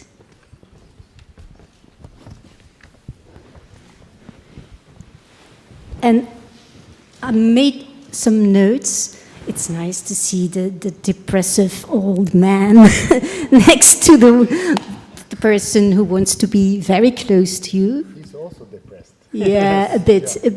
You do not really agree on China. But what I have been wondering, we're now in Gent, and Gent has a very popular mayor. In Belgium, we have another big city, Antwerp. There's a change of mayor. How important is the local governance in trying to build the future of a city? And is it indeed the local new mayor that can make the change, or do we need to see this more globally? Maybe, yeah. Well, I do like bottom-up things, but on the other hand, in the world, anywhere in the world, a lot of things come top-down. And I actually do think that local mayors have a choice. In the city of Copenhagen, we have mayors that have gone on election on wanting to bring the number of bicycles up. Taking urban issues, taking sustainable issues into local politics, I think is an extremely important step. And it's a way to give basically a mandate to make these quite often difficult choices and yeah. But I think, Mr. Randers, that you think that politicians usually are not really taking that point of view. I think I should. I think my main message is the following, that there are a number of things that can be done at the local level, but you cannot solve the global problem at the local level. There are, and then in the climate area, to take one, what can you actually do at the local level? Well, you can create a livable city which has lower climate emissions per person per year than another alternative. This is doable, and it basically means forcing your population to build houses that have thicker walls rather than having a large space. It means that you force your population to not drive cars that for a long distance or that use a lot of gasoline per kilometer. These things you can do, but you can do nothing at the local level, which makes the Americans emit so much CO2 that you actually get a climate crisis 30 years down the line. So at least local activity needs to be supplemented with a political movement in order to try to make everyone agree that they are in favor of some kind of global rule of some type, authoritarian, some type of collective thing that keeps people from doing what they would like to do, but which are of the type that will trigger a big problem. But Mr. Phillotson, when you work with city councils and with all these different departments, is this something that when Mr. Randers says we have to act globally, think globally, and will it still work that you say, well, people want to have a nice, easy life? Or is it indeed you have to force it on people? Well, I think the point with my presentation was that we could actually invite people to make different choices and simply give them a choice. And I think quite often we say, think global, act local. Well, I actually think what we try to do is think local and act global. And I think cities like Copenhagen, cities like New York are visual scenes for change. And I think with livability list coming out in Economist, in Monocle, in all these magazines, cities, as we said, cities probably have a much bigger role also in major political decision making. I think cities are starting to compete on different things, and they're starting to, the measure that what you care about is something that you see within the finance world. They are very good at measuring the things that really matters. Well, our point is that what really matters is people, and maybe we should start measure that. And I think then maybe even if it is thinking locally but then acting globally, maybe it can work at least a little bit. Again, since my mission for the time being is to try to make the young generation who's actually going to do something about the current problems learn as much as possible from the failures of my generation. You know, one should listen to what you're saying, but one should think about the following. Assume then that you were able to make Copenhagen into a very attractive place.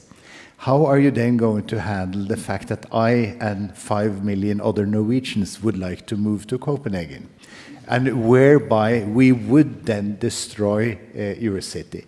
And so one of the interesting things that you need to accept is again that if you want to create heaven on earth anywhere, you have to restrict the Norwegians from moving in. Maybe it's not only the Norwegians who will want to move in, but then this means that Mr. Phillotson has a lot of work all over the world. He can come to Norway and change your mayor's behaviors. No? But let's see, well, I mean... But listen, Norway has succeeded in making a social democratic heaven on earth, where even idiots are taken well care of, from their small to their very old. And as a consequence, we are, of course, at this point in time, being inundated with people who needs a job, you know. And clearly, if this is continued for a long period of time, it is actually going to destroy the system that was created.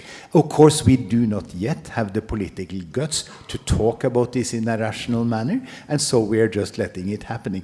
My only mission is to say that if we simply postpone making that decision, which is the politically expedient way to do, and which is what we will do because we are a democratic society, we are at the same time, promising ourselves very serious problems or loss of quality of life down the line.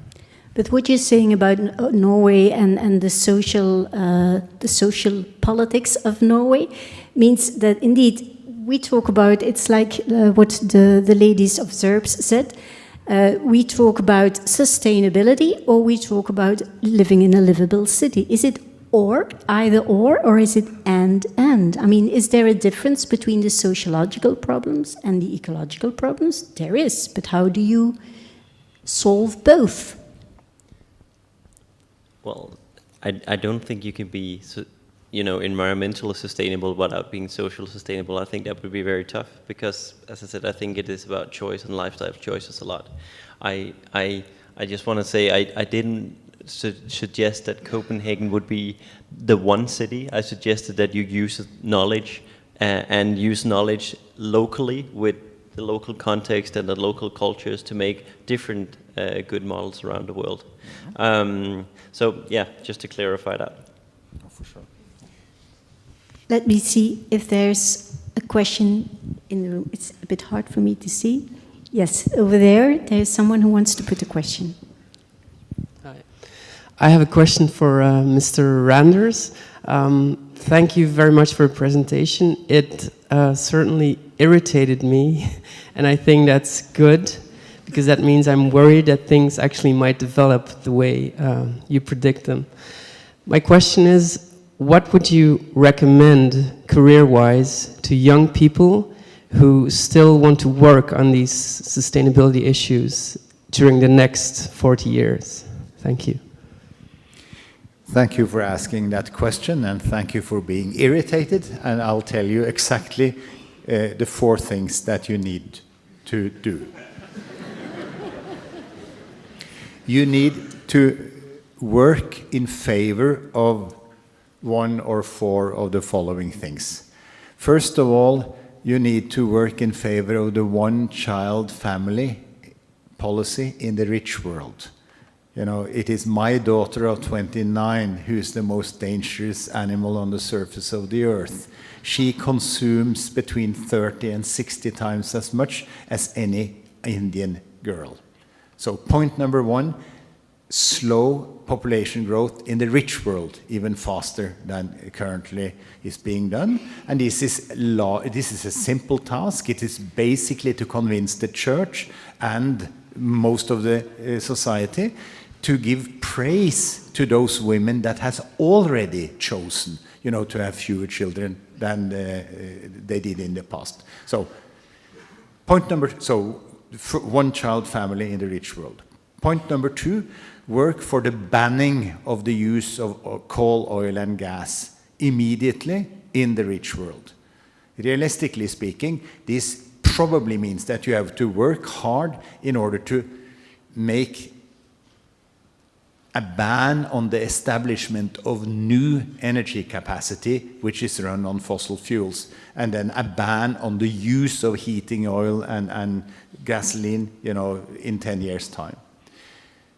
But again, that's a second very simple task. Get those things banned. The third thing you should do is you should make sure that the development assistance that I assume Belgium also pays is redirected from all kinds of fishy purposes to basically building a low-carbon energy system in the poor world, so that you use the money basically to build windmills and solar panels and biomass and hydropower in the third world, so they don't have to choose the cheapest solution, which is to build coal. And then finally, you should work very hard in order to establish a supranational institution that is given the authority to determine how much greenhouse gases each of the nations of the world will be allowed to emit. So we need a global central bank for greenhouse gas emissions. And you should do the necessary work in order to get those things done. If you complain to me saying that you will never succeed in these 4 things, you are absolutely right. You know, these things will not happen. But these are the 4 things that would have solved the problem. Thank you. Anyone else ready for a very clear answer? Yes, over there. The lady.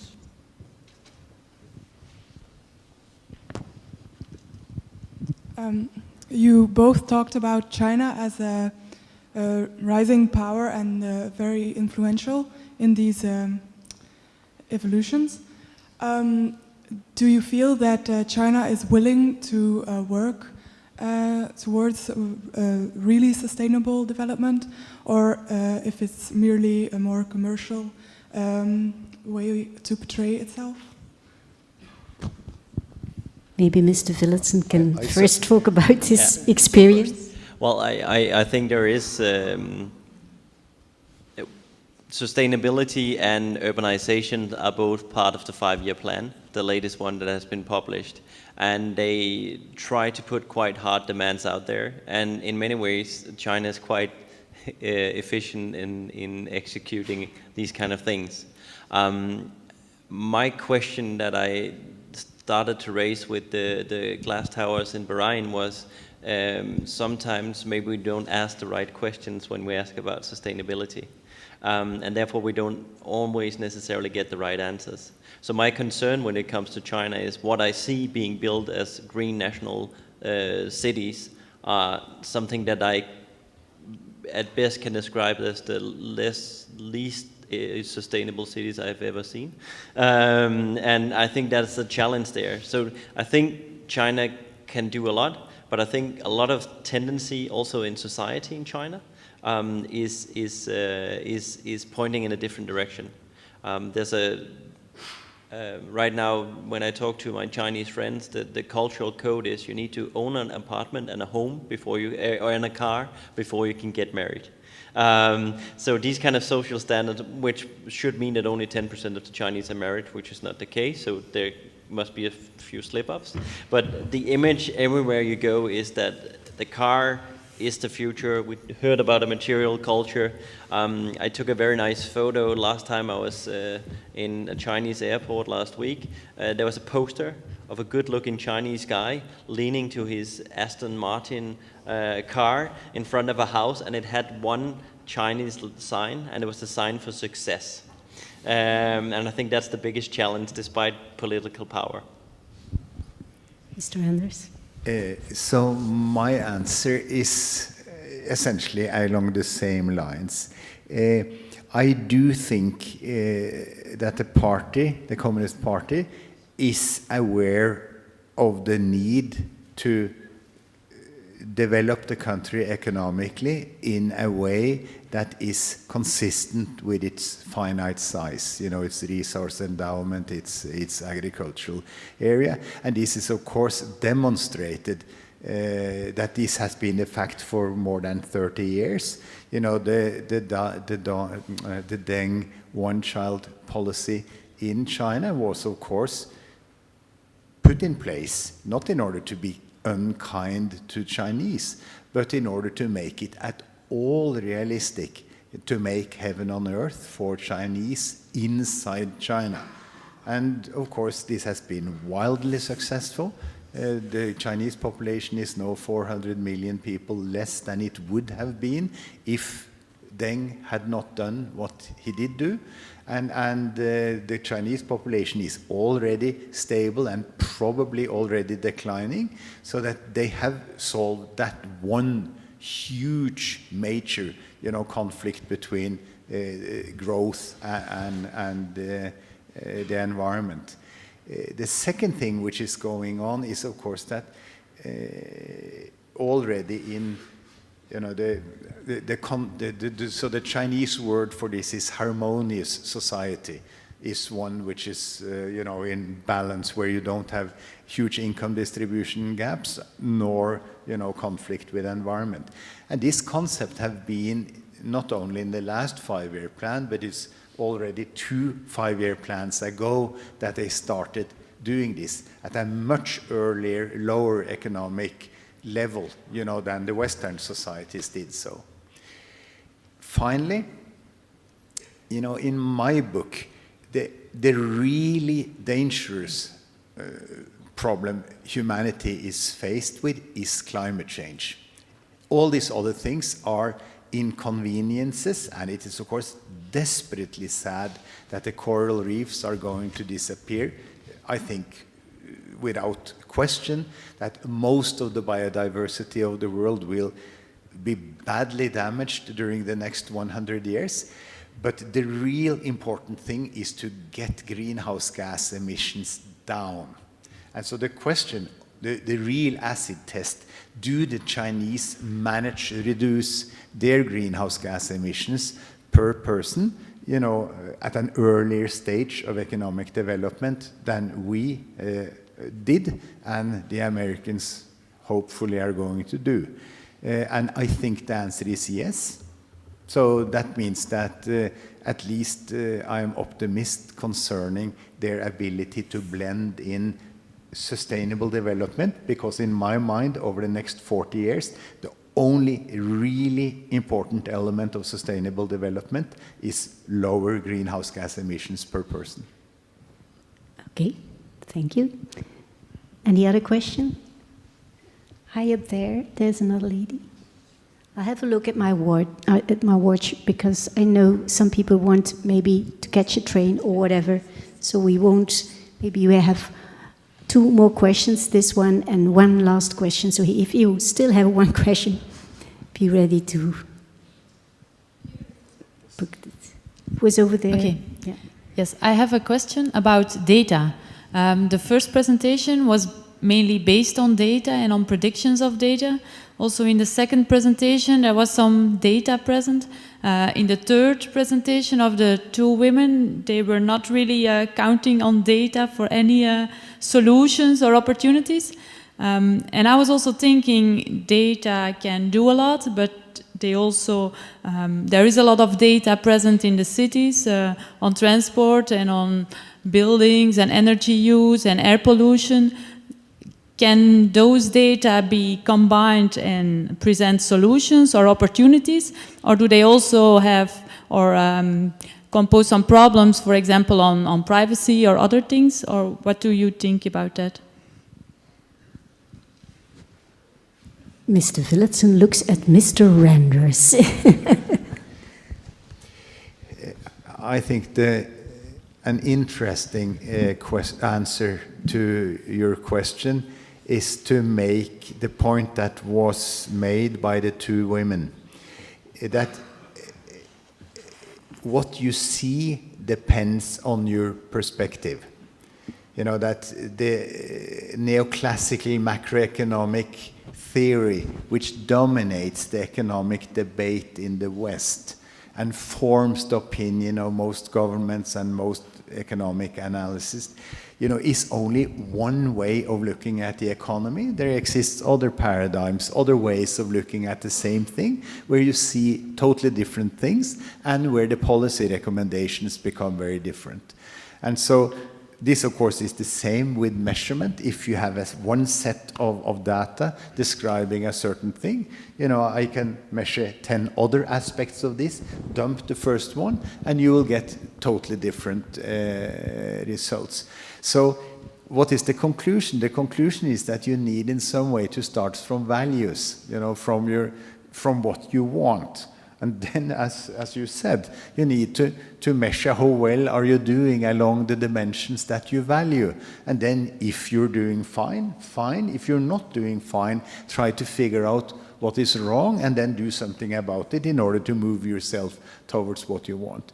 But the important thing for young people, don't take things at face value. Don't use only those things that other people have chosen to measure. Often they chose to measure these things because they're easy to measure, not because they are the important thing. I'll end with an interesting story. So I also work with the Chinese, and I work with the Chinese on trying to develop sustainable development indicators. And so when we did so, we of course very quickly ran into the question, what's the purpose of life? What's the purpose of China? And of course, immediately people said that this is, of course, to increase the GDP per person or to increase the income per person. That's the prime success measure. We, being radicals from the north, said, you know, that's a stupid choice. Why don't we rather choose as the central ambition level of Chinese society the subjective reported life satisfaction? So you basically go to people and ask on a scale from 0 to 10, how happy are you or how satisfied are you? Then people say, that's not a good measure, because we know from 50 years of research that people answer 0.8, irrespective of what is the answer. And we said, we know this, and that's why you should not only ask one question, how happy are you now? You should also ask in the same questionnaire, how happy were you 2 years ago, and how happy do you think you will be 2 years in the future? Which means that you will get, you know, a development. The scientists criticize you immediately, and they say that people don't remember how happy they were 2 years ago, so that's not a valid answer. And of course, they don't know how happy they will be in the future. But there, our gray hair worked, because we said, you know, you're absolutely true. So this is not a scientific measurement, but of course, it is what you spoke about. This is you measuring the emotions of the voter or the Chinese citizen. And it's a huge difference, you know, if it's a society of individuals who think that they're happier off today than 2 years ago, and they will be even happier 2 years in the future. And if you can achieve through one means or the others a society of citizens who actually have an optimistic outlook, that's a very, very, very big achievement. And then probably that's a sustainable success measure. Simply trying to get a society into a modus where everyone thinks that thing is going to be better in the future. Whether it gets better in the future or not is totally unimportant compared to the fact that people think it will happen. Perception. But then your perception is... Then your depressive report is not really improving us. Of course not. But who said that I'm here to help you? Okay. I was just having a dream, maybe. You wanted to add something? No, of course, I largely, of course, can just lean towards the master of statistics. The only thing I want to point out is that I think what is important is there's certainly a lot of data around, and data becomes more and more accessible, and we basically drown in data. So the challenge for us is to find out, to be able to have a valid discussion, we need to find out, is there stuff that is missing that's important for us? So we are, and I don't point towards global solutions, I just work with cities. And from that perspective, one thing we found is that the people aspect, actually just people, has been invisible in city planning statistics for years. And then, of course, that being said, I can only second your emotion with, I think, quoting Winston Churchill and saying, I don't trust a statistic I haven't had my hands on meddling. That's wonderful. Good. One last question. I think there was a lady here in front who wanted to put a question. I know the debate will continue maybe later on in the cafe or on the streets, in the parks, whatever. But we'll try to round off this evening. This lady.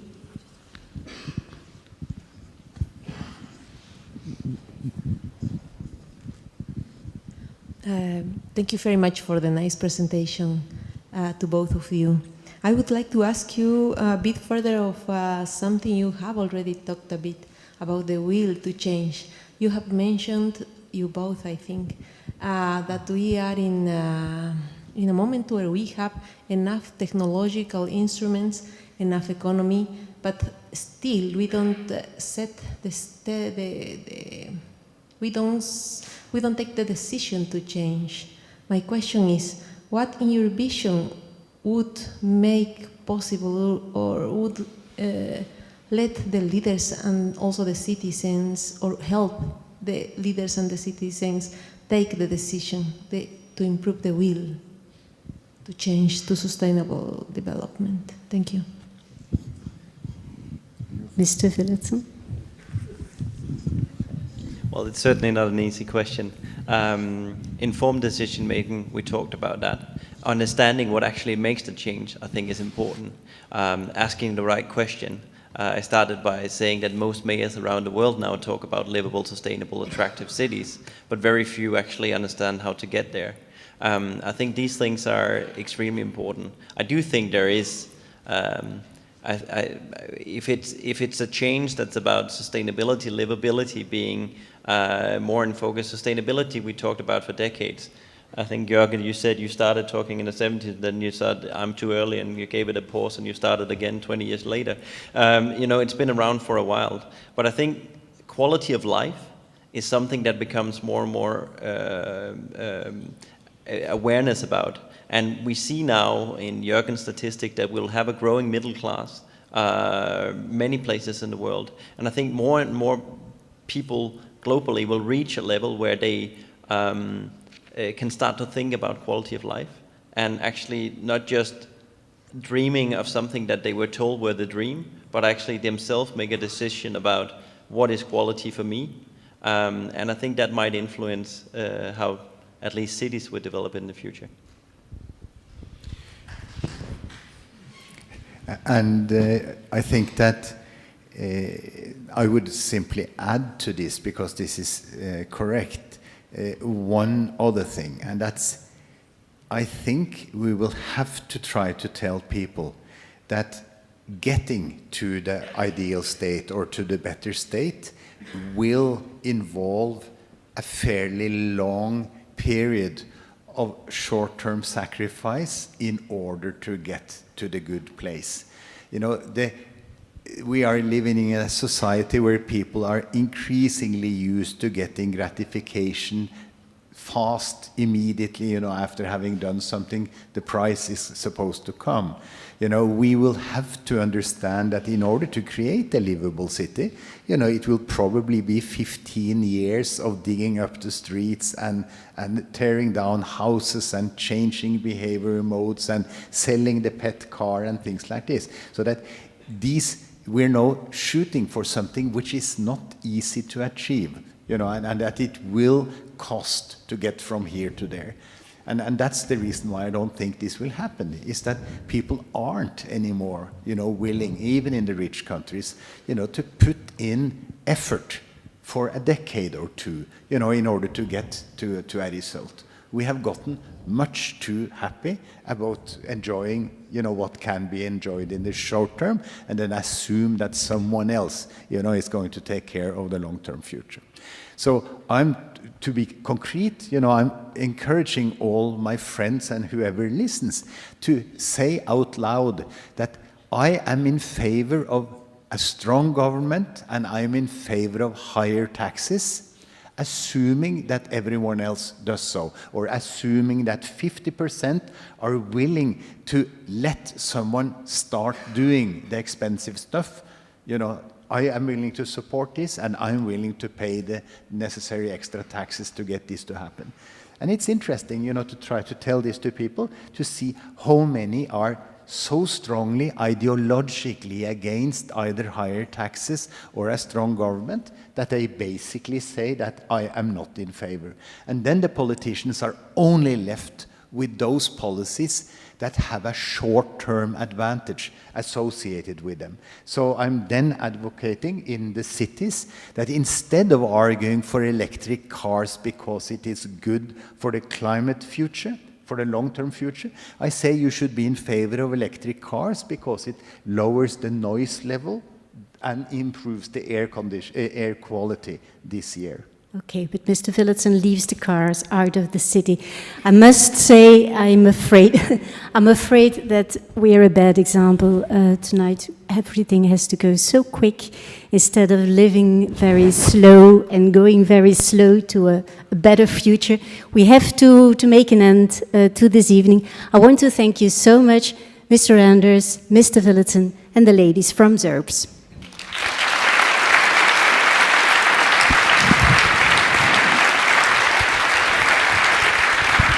I also thank you for being such an interested audience.